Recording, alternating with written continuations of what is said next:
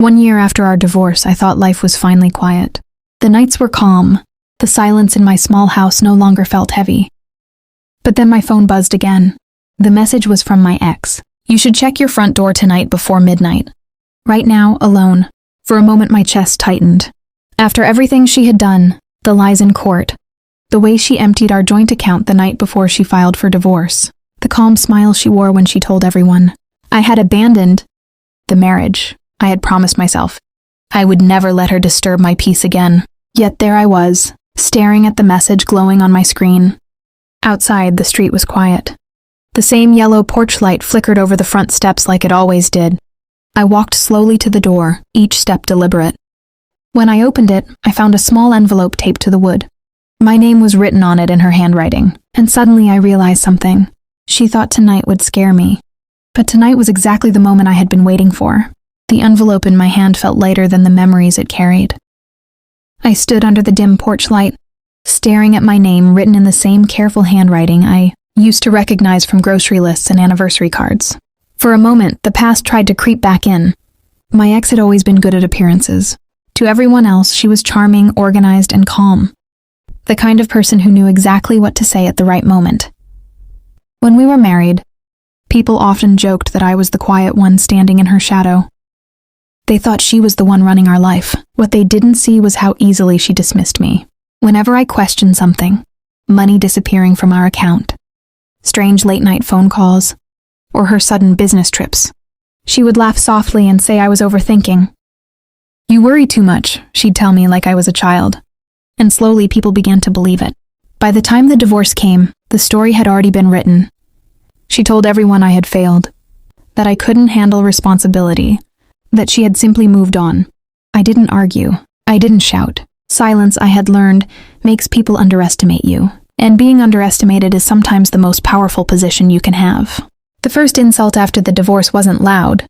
It rarely was with her. It arrived quietly, like most things she did. 3 months after we separated, I heard from an old mutual friend that she had been telling people I was struggling, not financially, not emotionally, just struggling in general. The kind of vague word that makes people tilt their heads with sympathy. I remembered the way she used to do that during our marriage. At dinner parties, if someone asked about my work, she would answer for me before I could speak. "He's figuring things out," she'd say with a gentle smile, resting a hand on my arm like she was protecting me. People would nod politely. They never noticed the small pause before she spoke, or the way she looked at me afterward just for a second, like she had quietly moved a chess piece. After the divorce, the same pattern continued. Little comments slipped into conversations through friends, subtle suggestions that she had been the responsible one, the stable one, the one who had carried the marriage, and I let the story spread. I never corrected anyone, because while she was busy shaping the past, I was quietly preparing for the moment, when the truth would step into the light. Without me needing to say a word, the envelope stayed unopened in my hand for a long minute. A year ago, I might have torn it open immediately, my mind racing with questions. Back then, I was still trying to understand why everything had fallen apart so quickly, why the woman who once promised forever had quietly rewritten our entire story. But time has a way of sharpening things. Not louder, just clearer. I finally opened the envelope and pulled out a single folded sheet. The paper felt stiff, official. My eyes moved slowly across the first line, and I felt something settle inside my chest. It wasn't fear, it was confirmation. The message wasn't a threat. It wasn't an apology either. It was something else entirely, something she clearly thought would unsettle me. Another attempt to pull me back into the same game she had played for years. But the truth was, that game had ended long ago. I leaned against the doorframe and let out a quiet breath. For the first time since the divorce, I realized something simple. I wasn't reacting anymore. I was observing. And in that moment, I understood that whatever she had planned tonight, she believed she still had control of the story. That was her mistake. Because the quietest revenge doesn't begin with anger. It begins the moment you realize you no longer need their version of the truth. I carried the paper inside and placed it on the kitchen table under the soft light above the sink. The house was quiet except for the steady ticking of the clock on the wall. The document didn't surprise me as much as she probably expected. It was a notice, an attempt to reopen part of our divorce agreement. Financial claims, vague accusations, carefully worded in the same polished tone she had used in court the first time. To anyone reading it quickly, it would look convincing. But I didn't read it quickly. Over the past year, I had learned something valuable. Patience reveals details people hope you'll miss. I sat down and opened the folder I had kept since the divorce. Inside were copies of every bank statement, every email, every signed agreement. The quiet work I had done while everyone assumed I had simply moved on. In reality, I had spent months organizing everything. Dates, transfers, messages, small contradictions in her previous statements. Not because I wanted revenge at the time, but because I had learned who she was. People like her rely on two things: confidence and the belief that others won't prepare. By the time midnight approached, I had already emailed my lawyer, attached the documents, and written a short reply. No anger, no threats, just facts. And facts, when placed carefully, tend to speak louder than anything else. Midnight arrived quietly. The street outside my house was still empty, the porch light casting the same pale circle on the steps, where I had found the envelope earlier.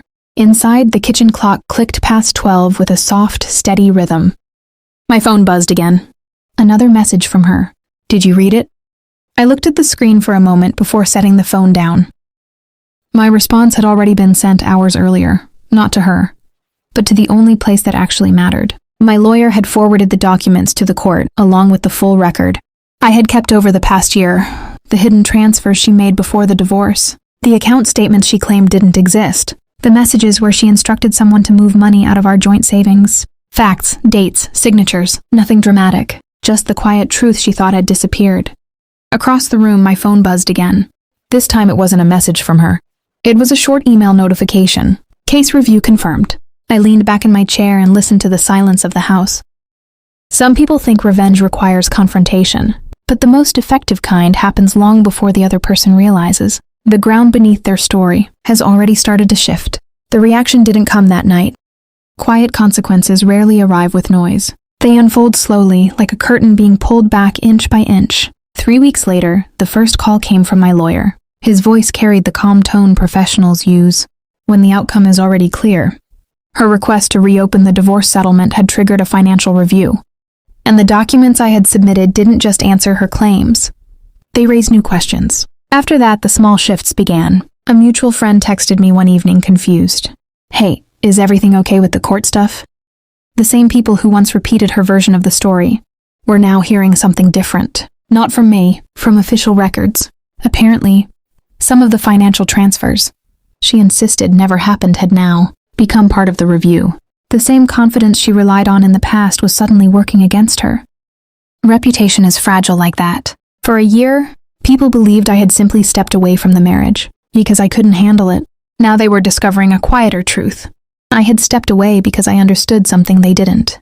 Sometimes the strongest response to betrayal isn't defending yourself. It's letting the truth arrive on its own time. And when it does, people start asking questions they should have asked long ago.